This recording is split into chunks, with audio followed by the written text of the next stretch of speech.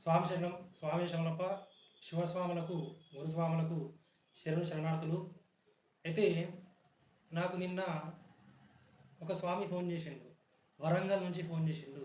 అయితే ఏమన్నాడంటే ఆ స్వామి, స్వామి మరి శివదీక్ష నేను మొదటి సంవత్సరం తీసుకోవాలనుకుంటున్నాను. మరి నేను ఏ రంగు బట్టలు ధరించాలి? చాలామంది కొంతమంది గోధుమ రంగు బట్టలు ధరించమని చెప్తున్నారు. కొంతమంది నీలం రంగు బట్టలు ధరించమని చెప్తున్నారు.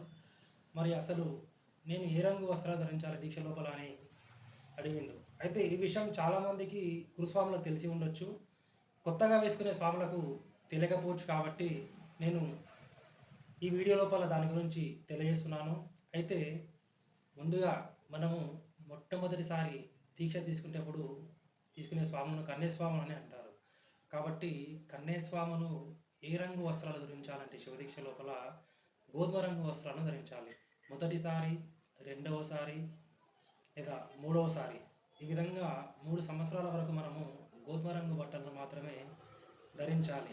3 సంవత్సరాల తర్వాత 4వ సంవత్సరము, 5వ సంవత్సరము ఆ విధంగా అయినప్పుడు మనము నీలం రంగు బట్టలు ధరించాలి. ఎందుకంటే నీలం రంగు బట్టలను ధరించడానికి ఒక అర్హత అనేది ఉంది.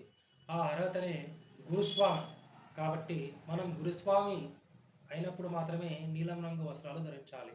కాబట్టి శివదీక్ష తీసుకునేటువంటి స్వాములు మొదటిసారి, రెండవసారి గోధుమ రంగు బట్టలను మాత్రమే ధరించాలి.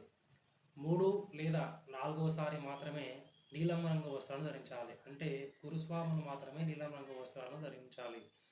శివదీక్ష లోపల మరి మీకు ఎటువంటి సందేహాలు ఉన్నా కూడా నాకు కామెంట్ చేయండి.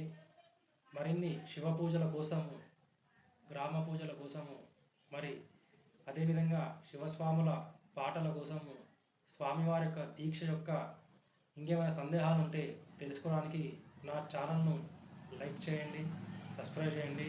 స్వామి శరణం, స్వామి శరణం.